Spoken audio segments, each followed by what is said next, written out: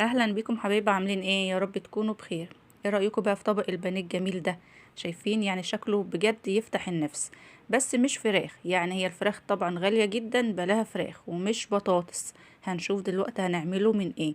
بس بجد عايزه اقول لكم الطبق ده حلو قوي، طعمه جميل جدا. هنعمله بطريقه حلوه، بتتبيله كده مميزه عشان تخلي الاكل بتاعنا كده طعمه حلو، يفتح النفس، يعجب كل اللي ياكله، هيعجب ولادك جدا. هيبقى مقرمش وليه طعم كمان مميز. شايفين كمان البانيه بتاعنا من جوه عامل ازاي؟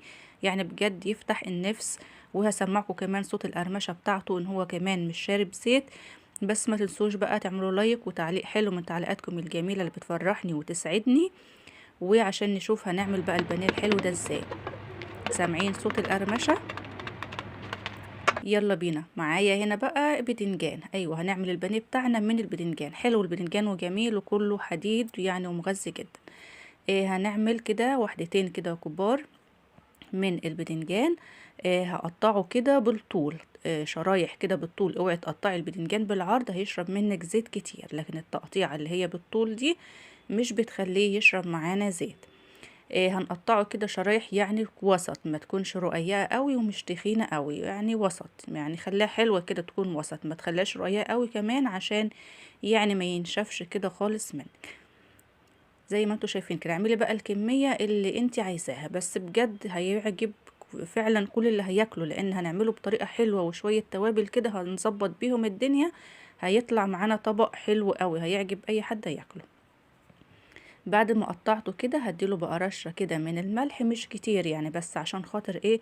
يعني ما يشربش كده معانا زيت، ويبقى في نفس الوقت ما يتملح وكده. يعني 5 دقايق كده، مش كتير، على ما نجهز بس الخلطة بتاعتنا. هنا هنعمل بقى الخليط السائل اللي هو بديل البيض. هنحط هنا معلقتين من الدقيق، معلقتين من النشا، معلقتين كبار من الدقيق ومعلقتين كبار من النشا. رشة من الملح، معلقة صغيرة كركم بقى عشان تدينا اللون الأصفر وبديل البيض. نص معلقة صغيرة توم باودر، نص معلقة صغيرة بصل باودر. رشة حلوة كده من الكمون، رشة كده من الزعتر، هتدينا ريحة حلوة كده فيه. معلقة صغيرة من البيكنج باودر، فصين توم مفرومين. احنا عايزين بقى نتبل بقى البانيه بتاعنا ونظبطه. شوية التوابل اللي احنا حطيناهم دول هيدوله طعم حلو قوي، طعم وريحة كمان، وهو بيتقلى كده تبقى طالعة ريحته كده مميزة. معايا هنا كوباية من المية، هنزل بيه شوية شوية. اخلط الخليط بتاعي، مش عايزة يكون فيه اي تكتلات من الدقيق، عايزاه يكون خليط كده وسط، مش خفيف قوي مية ولا تقيل يعني قوي. عايزاه كده يكون وسط. لقيتيه خفيف معاكي شوية، زودي معلقة دقيق كمان او معلقة نشا، يعني اي حاجة كده يعني ظبطي بيها الخليط. بعد كده نعمل الكفر الخارجي. معايا معلقتين كبار من الفيجيتار اللي هو السايب، معلقتين دقيق، معلقتين نشا كبار برضو. هنحط نفس التوابل اللي حطيناها هناك، توم باودر، بصل باودر، رشة كمون، رشة ملح، ممكن رشة شطة. هنحط يعني التوابل اللي بتفضليها. هنا ده كيس فيجيتار اللي هو الجاهز حامي، حطيت منه كده حوالي معلقة كبيرة عشان يبقى سبايسي كده. وهقلب بقى الخليط ده كده مع بعضه. ده اللي هيبقى الكفر الخارجي بتاع البانيه بتاعنا. يعني نفس الخطوات ونفس التتبيلة اللي بنعملها في البانيه بتاعنا هنعملها هنا، يعني هنظبطه بقى، يعني هنخليه بانيه بحق وحقيقي كده يعني. بعد كده شطفت البتنجان كويس قوي من الملح وصفيته، مش عايزه فيه برضو كده ميه.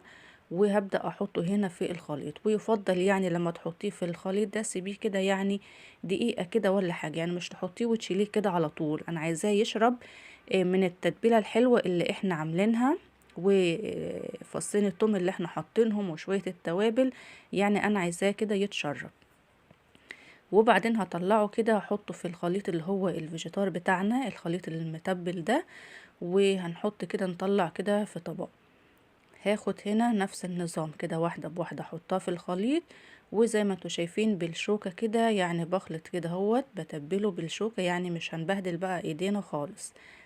بعد ما اطلع دي كده هروح حاطة 3 غيرهم عشان اسيبهم برضو دقيقة تانية كده او شوية كده، يعني يشربوا من التتبيلة دي. ونفس النظام هغلفيه كويس بقى كده بالطبقة دي.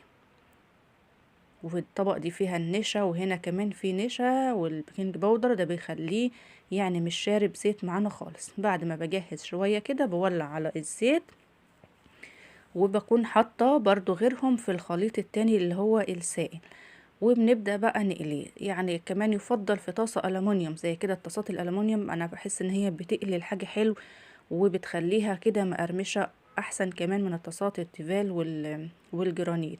الطاسات دي في القلية وفي تحمير الحاجات دي بتبقى أحلى.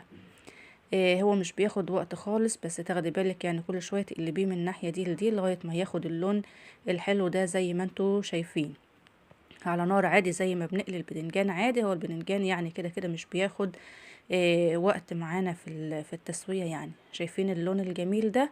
ولا ريحته كمان وهو بيتقلى بجد ريحته طالعة حلوة قوي. يعني ريحته طالعة مش ريحة بدنجان عادي بيتقلى، لا ريحته طالعة حلوة كده من الخلطة الحلوة اللي احنا عاملينها. بعد ما بطلع بكمل بقى بقية الكمية نفس النظام.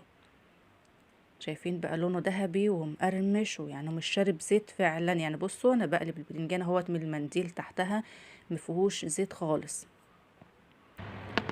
سامعين صوت القرمشة؟ يعني مقرمش فعلا بجد، ويعني والطعم فعلا جميل. هنا بقى نشوف بقى طبق التقديم بتاعنا. قطعت كده فيه شوية جرجير حاجة خضرة بقى كده عشان نظبط الالوان ونظبط كده المسائل. يعني عايزين نخلوه بانيه كده يعني بحق وحقيقي، يعني عشان يعني مش عايزين كده ان احنا ايه نستهزأ بيه يعني. شايفين بقى شكل الطبق شيك ازاي وطعمه حلو فعلا. يعني بتمنى تجربوه. اكلة كده بسيطة اقتصادية على قد ايدينا، بس فعلا بجد طعمها حلو. وهنا شايفين بقى شكله من جوه ابيض كده فعلا، ومش شارب زيت خالص. يعني طريقة سهلة كده وبسيطة، بس بجد غيرت معانا كده. يعني الولاد كمان لو مش بيحبوا البدنجان هيحبوه لو عملته لهم بالطريقة دي. شايفين شكله حلو ازاي من جوه؟ بتمنى الفيديو يعجبكم النهاردة، وبتمنى تعملوا لي لايك، واشوفكم على خير في فيديو جديد ان شاء الله.